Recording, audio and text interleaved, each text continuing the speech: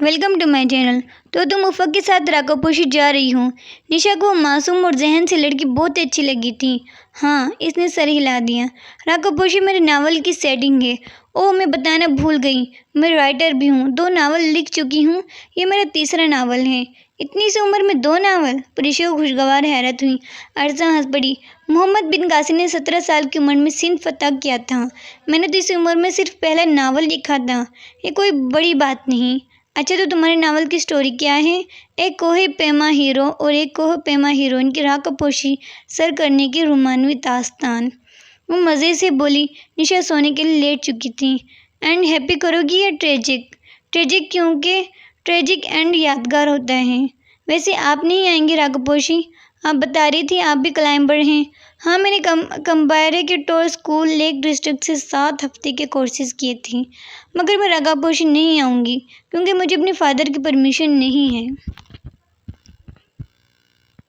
कंबायरे के टो से? Wow, I am impressed. Oh, Swiss Alps के अलावा मैंने स्पांतिक को भी सर कर रखा है, मुस्कुराते हुए बताने लगी। ओह, वैसे आप आती तो मज़ा आता।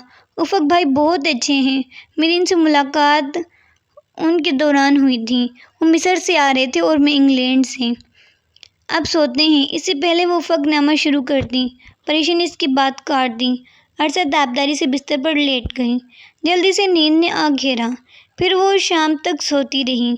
अरसा और निशा सुबह तड़के ही उठी और बाआवाज़ बुलंद गप्पे हाँकते हुए इन्होंने इसे भी जगा डाला, मगर वो आंखों पर हाथ रखे सोती बनी रही।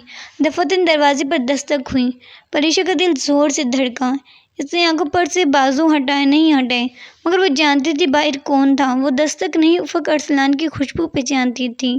अंदर आ सकता हूँ अच्छी लड़कियों? इसका शरारत से खनकता लहजा परिशा की समाज से टकराया। कि आंखों पर बाजू ना होता तो वो शायद इसके पलकों का इतिहास देख लेता। लगता है अच्छी लड़कियों के बगैर दिल नहीं लग रहा। आओ बैठो। वो इतना महज़ब और शाइस्ता हंसमुख था कि निशा और अरसा फ़ौरन इसके लिए उठ खड़ी और इसे कुर्सी पेश की। यूं ही समझ लो, वो परिशा के बेड के सामने रखी कुर्सी पर बैठ गया। कुर्सी और बेड की पायदान दरमियान फासला खासा कम था। जगह तंग थी। वो बैठ तो गया, मगर इसके जॉगर्स बैंड का सर को छू रहे थे।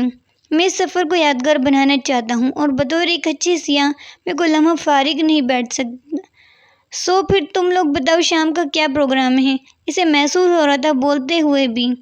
भटक भटक कर उफ़क़ की निगाहें इसके चेहरे पर पड़ रही थीं, जिसने अपने सफ़ेद बाजू की ओट में छुपा रखा था। कंबल भी गर्दन तक ले रखा था, सिर्फ चेहरे का निचला हिस्सा खुला था। परी उठ जाए तो कोई प्रोग्राम बनाते हैं। तुम्हारी दोस्त बहुत ज़्यादा सोती है क्या? इसके अंदाज से परिशा को लगा वो जान गया है कि वो सो नहीं रही। नहीं, आज बस ज़रा थक गई है। तुम अपना प्रोग्राम बताओ। मैं आज तुम्हारे पेशावर की बाज़ार यहीं कैंट और सदर वगैरह के खंगालने का सोच रहा हूँ। बाकी वर्स अट्रैक्शंस कल देखूँगा। तो फिर हम तीनों भी आपके साथ चलते हैं उफ़क़ भाई। अहमद साहब और इफ्तिकार फैमिली की मर्ज़ी। वो जहाँ भी जाएं या फिर इनसे पूछ लें। अरसा मुतज़्ज़र हुई थी। वो कपल बहुत रिज़र्व है, यकीनन हमसे घुलना मिलना पसंद नहीं करेंगे।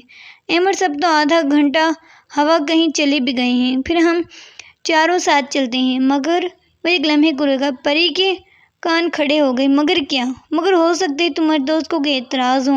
अरे नहीं, वो बहुत नाइस और स्वीट हैं, इसे कोई एतराज़ नहीं होगा। वैसे निशा, मुझे बहुत खुशी हुई थी जब तुम दोनों ने मुझे बताया कि तुम्हारी दोस्त मेरी बहुत तारीफ़ कर रही थी। परिशा ने एक झटके से कंबल उतारा और तेज़ी से सीधी हुई। मैंने ऐसा कब कहा था? उफ़क़ का कहकर बेख्तियार बुलंद हुआ। इसे अपनी हिमाकत पर शर्मिंदगी हुई। निशा और अरसा कतरे हैरान थी। इन्हें भी लतीफ़ा समझ में नहीं आया था। तुम उठ गई? मैं समझी सो रही हो।